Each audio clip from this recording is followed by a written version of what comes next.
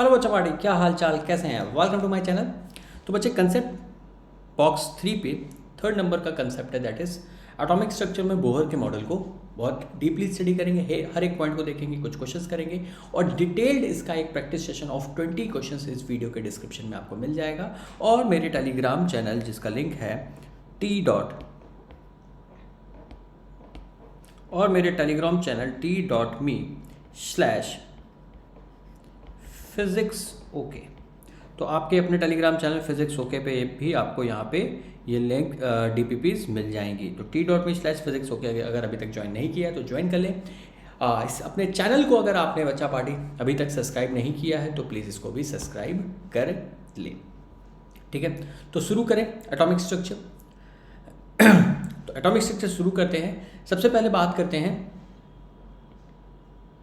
किसकी बच्चा party, Bohr model की। तो बोर मॉडल ने क्या बोला?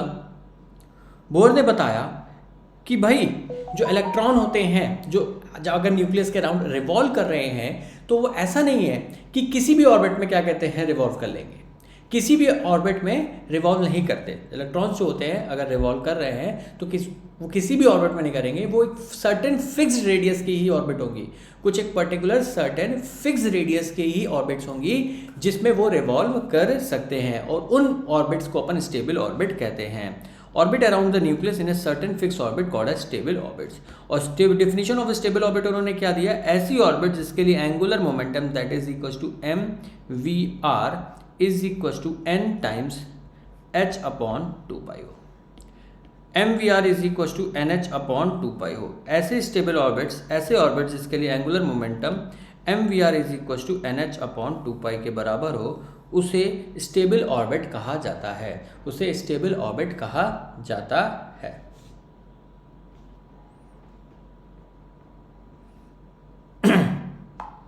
कंफर्टेबल है?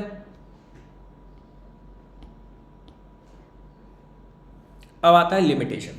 तो बोहर की मॉडल तो ये था, ठीक है, लेकिन इनकी लिमिटेशन क्या थी इनके मॉडल की? Only valid for single electronic system.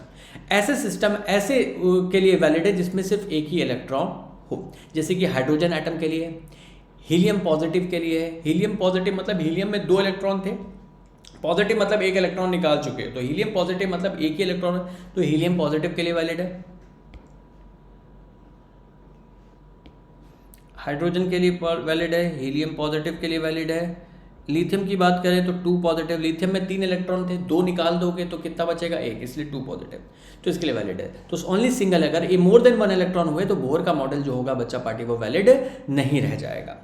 अब आता है can not explain relative intensity of the spectral line. Bohr की दिक्कत एक और क्या थी कि ये relative intensity of spectral lines को डिफाइन नहीं समझा पाए थे कि भाई कुछ पर्टिकुलर वेवलेंथ थी वो ज़्यादा इंटेंसिटी की थी, कुछ एक वेवलेंथ की जो लाइट्स थी वो कम एग्जिस्ट करी। तो ये बात, इन बातों को भी बोहर अपने मॉडल से एक्सप्लेन नहीं कर पाए थे। अब बोहर के मॉडल के सीधा सीधा रिजल्ट से ही बात करते हैं। सबसे पहला रेडियस ऑफ ऑर्बिट जो आएगा वो 0.529 n²/z। अब अगर आपसे पूछ दिया जाए कि भाई z क्या होता है, तो z क्या है? Atomic number.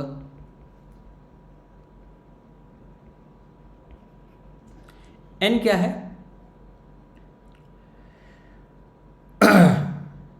Orbit number. कौन सा? फर्स्ट ऑर्बिट में, सेकंड ऑर्बिट में, थर्ड ऑर्बिट में है, तो ऑर्बिट का नंबर जो है वो n है। तो रेडियस ऑफ पार्टिकल के वैल्यू 0.529 इंटू n² एंगस्ट्रॉम होगा। वेलोसिटी की बात करें तो वेलोसिटी का फंक्शन बोहर के मॉडल को सॉल्व करते हैं, जब उसको सारी वैल्यूज पुट कर देते हैं तो इलेक्ट्रॉन की जो वेलोसिटी होती है वो 2.1 इंटू 10⁶ इंटू z/n, ठीक है। z/n पुट कर देंगे तो उस ऑर्बिट में वेलोसिटी आ जाएगी इलेक्ट्रॉन की। किसी भी ऑर्बिट में एनर्जी की फॉर्मूला बात करें तो -13.6 into z² electron volt angstrom होती है। कितनी माटी? -13.6 इंटू z² z क्या है? एटॉमिक नंबर, n क्या है? ऑर्बिट का नंबर। वेवलेंथ का फॉर्मूला आता है 4th, एनर्जी 2 बार हो गया, ये नहीं आएगा। वेवलेंथ की बात करें तो वेवलेंथ निकालने के लिए रेडबर्ग फॉर्मूला यूज करते हैं बोहर मॉडल में, जिसमें 1/λ किसके बराबर होता है? r into z²। अगर बच्चा पार्टी हाइड्रोजन, जनरली हाइड्रोजन की बात होगी तो हाइड्रोजन के लिए z कितना पुट कर दोगे? 1 इंटू 1/nl। nl मतलब लोअर ऑर्बिट। लोअर ऑर्बिट जिसमें फाइनली इलेक्ट्रॉन जंप करके आ रहा है, NH मतलब हायर ऑर्बिट, मतलब इसमें जिसमें इनिशियली हायर जिस लेवल पे था हायर ऑर्बिट, तो NL upon NH, NL square 1 upon NL square minus 1 upon NH square कर देंगे तो यहाँ से 1 बाय लैम्डा आ जाएगा। जब आप सॉल्व कर रिडबर्ग कांस्टेंट की वैल्यू होती है 1.1 into 10 to the power 7, 1.1 into 10 to the power 7, लेकिन फास्टर कैलकुलेशन के लिए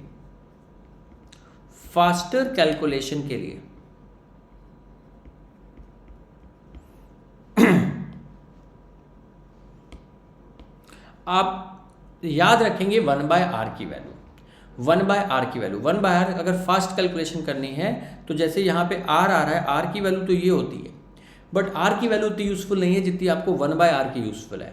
अगर 1 बाय आर की यूज़ करेंगे तो आपकी कैलकुलेशन क्या हो जाएगी, काफ़ी फास्ट हो जाएगी, बिकॉज इनवर्स ऑफ लैम्डा में था, तो जब लैम्डा निकालोगे तो 1 बाय आर जनरेट होगा।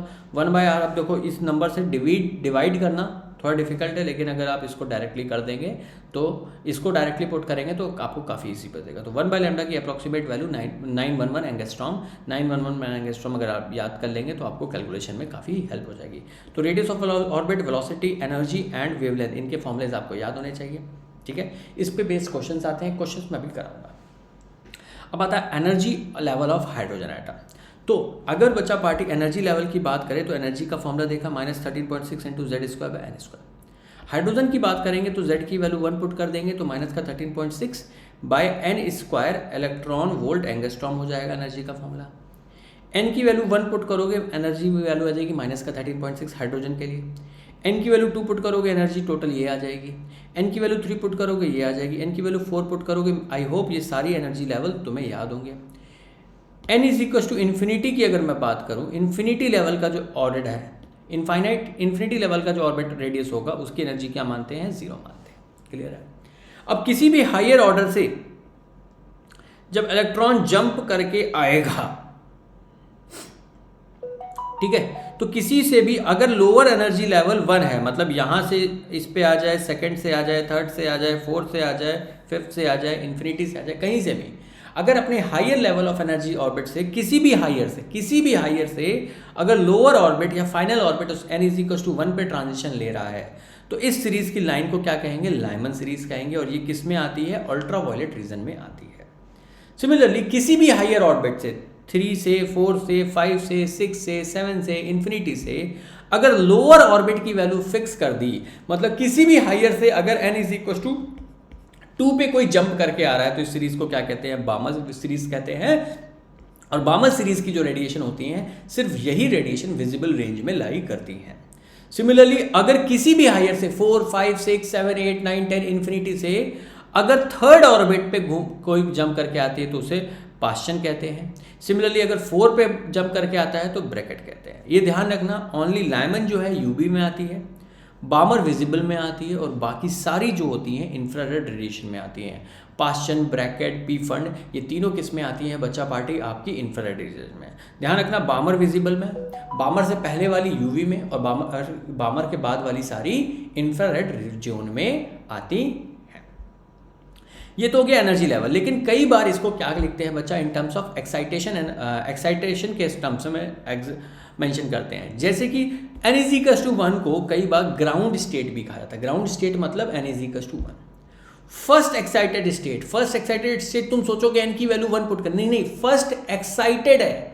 ग्राउंड स्टेट से जस्ट अगला स्टेट, ग्राउंड स्टेट तो n इज इक्वल टू 1 था, तो अगला क्या हो जाएगा, n इज इक्वल टू 2। तो फर्स्ट एक्साइटेड स्टेट की बात जब भी करेंगे तो +1 होगा n की वैल्यू। जो नंबर ऑफ ऑर्बिट होगा वो क्या होगा, प्लस। फर्स्ट और एक्साइटेड स्टेट मतलब n की वैल्यू 2, सेकेंड एक्साइटेड स्टेट मतलब n की वैल्यू 3, थर्ड एक्साइटेड स्टेट मतलब n की वैल्यू 4, फोर्थ एक्साइटेड स्टेट मतलब n की वैल्यू 5, सिक्स एक्साइटेड स्टेट मतलब n की वैल्यू इन्फिनिटी। तो जो वैल्यू ऑफ ऑर्बिट आती है वो कहाँ से निकल के आएगी बच्चा party, Lyman, बामर, Paschen, bracket, P fund की अगर मैं बात करूँ तो लाइमन यूवी में आता है, बामर विजिबल में आता है, पास्चन, ब्रैकेट, पी फंड किस में आते हैं, इंफ्रारेड में आते हैं। और जब भी एक्साइटेड स्टेट की बात करेंगे तो अगर ऑर्डर ऑफ तुम्हें ऑर्बिट निकालना है तो +1 करना पड़ेगा। जैसे थर्ड एक्साइटेड स्टेट बोल रहा हूँ, थर्ड एक्साइटेड मतलब n की वैल्यू क्या हो जाएगी, 4 हो जाएगी। यहाँ तक क्लियर है। अब तुम्हें मान लो कभी भी वेवलेंथ निकालनी है, तो वेवलेंथ का तुम बहुत सिंपल सा क्या कहते हैं फॉर्मूला, ध्यान रखो। 12400 electron volt angstrom upon delta E. मान लो तुमसे क्वेश्चन कह देगा for hydrogen atom electron jump from n is equal to let से 4 to 2। कहां से कहां गया? n इज इक्वल टू 4 से n इज इक्वल टू 2 पे कोई इलेक्ट्रॉन जंप कर रहा है, तो n इज इक्वल टू 4 के corresponding n is equal to 4 से 2 पे आ रहा है, तो फोर्थ एनर्जी का लेवल कितना है 0.84 और 2 पे आ रहा है तो एनर्जी कितना है 3.4। तो डेल्टा ई का जो मैग्नीट्यूड होगा क्या वो 3.4 ये n इज इक्वल टू 2 का है, 4 का 0.84 था। कंफर्टेबल कर दें है, सॉल्व कर लोगे तो 3.4 माइनस 0.84 करोगे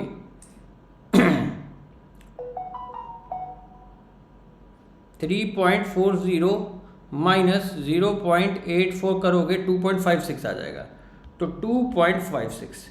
जो भी तुम्हें ट्रांजिशन के करस्पॉन्डिंग वेवलेंथ पूछा है तुम क्या करोगे, जो भी 4 से 2 पूछा है तो 4 और 2 के बीच का एनर्जी डेल्टा ई निकाल लोगे। सिमिलरली अगर मान लो 5 और 1 के बीच का पूछा होता तो 13.6 में से आप 0.54 माइनस कर देते, जो भी वैल्यू आती वो क्या हो जाती बच्चा पार्टी, जो भी वैल्यू आएगी, मान लो 4 से 2 के लिए ट्रांजिशन के लिए पूछा है तो 4 के करस्पॉन्डिंग जो एनर्जी थी वो 0.54 थी, 2 के करस्पॉन्डिंग जो एनर्जी 3.4 थी, दोनों का डिफरेंस ले लिया 2.56 आ गया। तो जो वेवलेंथ होगा n is equal to 4 to for n is equal to 4 to n is equal to 2 की बात करें तो लैम्डा की वैल्यू 12400 अपॉन डेल्टा ई की वैल्यू कितनी आई है 2.56, कितनी आई है 2.2400 डिवाइडेड बाय 2.56 तो लैम्डा की वैल्यू आ जाएगी अप्रोक्सीमेट में 4843 एंगस्ट्रॉम। तो इस तरह से किसी भी ट्रांजिशन के करस्पॉन्डिंग अगर तुम्हें वेवलेंथ चाहिए होगी तो आप निकाल सकते हैं। तो ये तो सेकंड मेथड हो गया वेवलेंथ निकालने का। फर्स्ट मेथड क्या था, डायरेक्टली आप इस फॉर्मूले में वेवलेंथ वाले formula 1 upon lambda is equal to R, hydrogen है तो z की वैल्यू 1 पुट कर देंगे, हीलियम है तो z की वैल्यू 2, लिथियम है तो z की वैल्यू 3 पुट कर देंगे, 1 by lambda is equal to R into 1 upon L square minus 1 upon L. इससे भी सॉल्व करेंगे तो भी आपका आंसर आ जाएगा। कैलकुलेशन थोड़ी लेंदी होंगी, अगर बहुत क्विक करना है, तेज करना है, छोटे में करना है तो आपको अगर ये एनर्जी लेवल याद कर रखे हैं, और मुझे लगता है हर एक नीट एस्पिरेंट को ये एनर्जी लेवल याद होते हैं, फिजिक्स में भी है, केमिस्ट्री में, यानी कि वैल्यू 1 के करस्पॉन्डिंग 13.6, 2 के करस्पॉन्डिंग माइनस 3.4, 3 के करस्पॉन्डिंग 1.51, 0.84, 0.54। तो आप directly gap, energy gap difference जो भी ट्रांजिशन है, मान लो आपको अब की बार 3 से 1 जाना है तो 3 और 1 के 13.6 में से 1.51 माइनस कर देंगे, डेल्टा ई आ जाएगा, 12400 को डेल्टा ई से डिवाइड कर देंगे, वेवलेंथ आ जाएगी, दैट्स इट। अब एक क्वेश्चन और पूछता है दोस्त इसमें,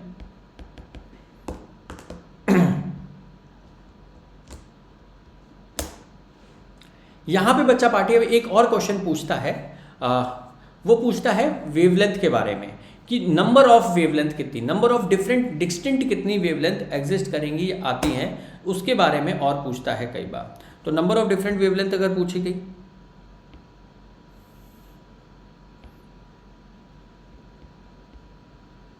नंबर ऑफ डिफरेंट वेव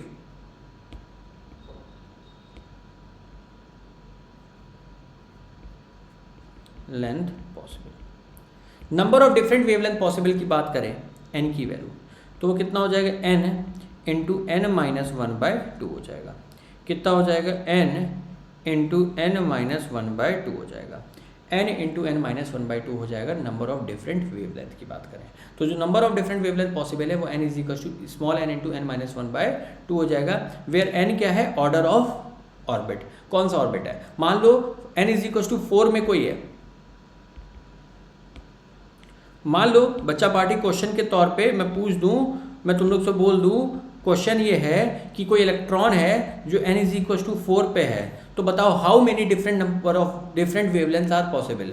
तो नंबर ऑफ डिफरेंट वेवलेंथ जो पॉसिबल होंगी वो n इंटू n माइनस 1/2 हो जाएगी, that is equal to 4 into 4 minus 1/2 that is equal to 6। तो जितनी different number of wavelength possible होंगी वो किसके बराबर होंगी, 6 के बराबर होंगी। Everybody comfortable?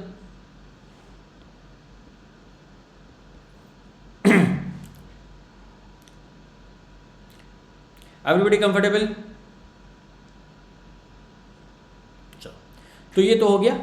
अब लास्ट पार्ट बचता है एटॉमिक स्ट्रक्चर का, that is energy of electron in the orbit. तो जो टोटल एनर्जी का फॉर्मूला होता है वो माइनस का 13.6 into Z square by N square अभी बताया। Potential energy 2 times total energy होती है, तो माइनस का 27.2 into Z square by N square.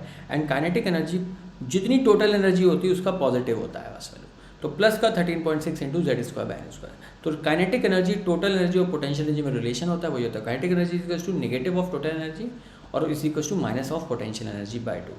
तो ये इलेक्ट्रॉन जो ऑर्बिट कर रहा है, ठीक है, उसकी जो एनर्जी होती है kinetic energy, potential energy and total energy, उसका फॉर्मूला दोस्त यहाँ पे ये आ जाता है। चलो अब कुछ क्वेश्चंस कर लेते हैं, कुछ PYQs कर लेते हैं एटॉमिक स्ट्रक्चर पे। काफ़ी इंपॉर्टेंट है, काफ़ी ज़्यादा फ्रिक्वेंटली है बोहर का मॉडल पूछा जाता है आपके एग्जामिनेशन पॉइंट ऑफ व्यू से, तो इसको करना बहुत ज़रूरी है। कंफर्टेबल है? The ground state energy of hydrogen atom is minus का 13.6 electron volt. What is the electron in its when its electron is in first excitation? Excitation energy समझ लो, ये n is equals to 1 है और ये n is equals to 2 है। इसकी energy minus का 13.6 है, इसकी माइनस का 3.4। एक्साइटेशन एनर्जी मतलब इन दोनों का जो गैप, दोनों की लेवल में जो गैप है उसका जो डिफरेंस है वो एक्साइटेशन एनर्जी है। तो एक्साइटेशन की एनर्जी जो डिफरेंस ऑफ एनर्जी तुम्हें दे करना पड़ेगा, 13.6 में से 3.4 माइनस कर दें, कितना आ जाएगा 10.2 इलेक्ट्रॉन वोल्ट। तो n इज इक्वल टू 1 से 2 में पहुंचाने के लिए जो एनर्जी देनी पड़ेगी वो 10.2 इलेक्ट्रॉन वोल्ट होगी, यही इसकी एक्साइटेशन एनर्जी है। That is option number 1।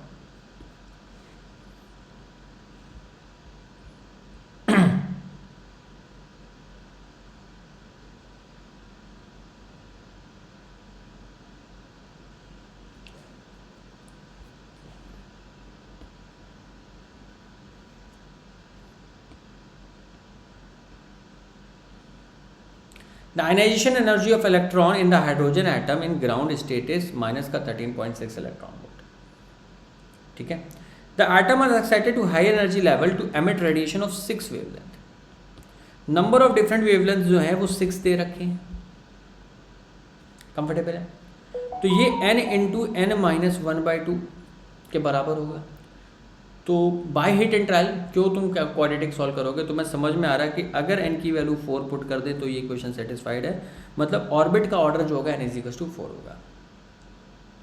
The maximum wavelength of emitted radiation corresponding, तो भाई अगर मैक्सिमम वेवलेंथ की बात करें तो तुम्हें मालूम है बच्चा पार्टी, जो वेवलेंथ होती है डेल्टा ई, वेवलेंथ जो होती है लैम्डा, क्या वो inversely proportional to energy gap होती है?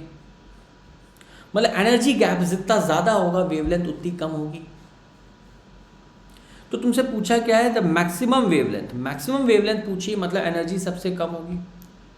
तो n इज इक्वल टू 4 से अगर n इज इक्वल टू 3 पे आएगा तभी आपको एनर्जी गैप मिनिमम मिलेगा। अगर एनर्जी गैप मिनिमम मिलेगा दैट मीन्स जो लैम्डा है वो मैक्सिमम मिलेगा, मतलब ट्रांजिशन 4 से 3 वाला होगा।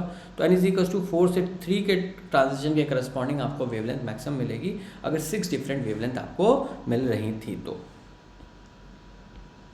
Third question, the energy of hydrogen atom in the ground state is minus 13.6 electron volt. The energy of helium plus ion on its first excited, देखते हैं।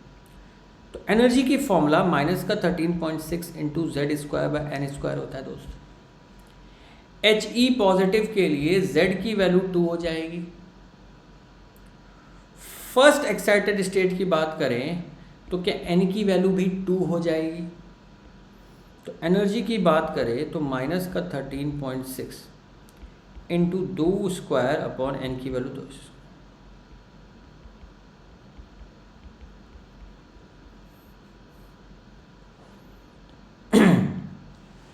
कंफर्टेबल है? चलिए नेक्स्ट क्वेश्चन करते हैं। हाइड्रोजन एटम, ये AIPMT 2014 से, is excited by monochromatic wavelength, lambda की value 975 है। Number of spectral line resulting spectrum है। तो सबसे पहले लैम्डा अगर 975 है तो आप निकालिए कि कौन से ग्राउंड स्टेट से कहाँ तक जाएगा।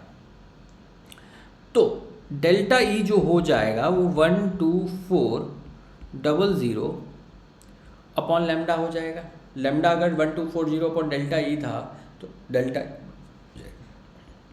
सॉल्व कर लेंगे 12400 अपॉन लैम्डा की वैल्यू 975 है, तो 12400 डिवाइडेड बाय 975 कर देंगे तो ये अप्रॉक्सीमेटली 12.7 इलेक्ट्रॉन वोल्ट आ जाएगा। तो ये तो एक्साइटेशन एनर्जी हो गई। अगर 12.71 को मैं माइनस कर दूँ 13.6 से तो ये कितना आ जाएगा, तो अप्रॉक्सीमेटली जो तुम्हारा एनर्जी लेवल आ रहा है ये तो डेल्टा ई है। डेल्टा ई को अगर मैं देखूं बच्चा पार्टी, डेल्टा ई को मैं देखूं तो क्या बच्चा पार्टी, ये E final minus E initial लिखते हैं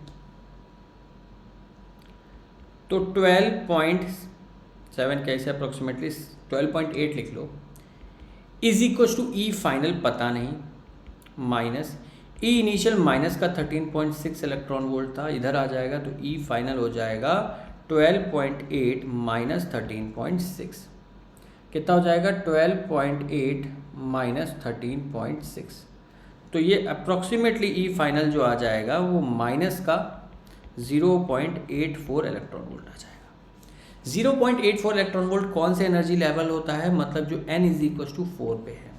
अगर n इज इक्वल टू 4 पे इलेक्ट्रॉन फाइनली पहुंचा है तो number of different spectral lines जो पॉसिबल होंगी वो क्या n इंटू n माइनस 1/2 वाले फॉर्मूले से निकालेंगे, that is equal to 4 into 4 minus 1/2 कर देंगे, that is 6 different spectral lines मिलेंगी, दैट इज ऑप्शन नंबर 3।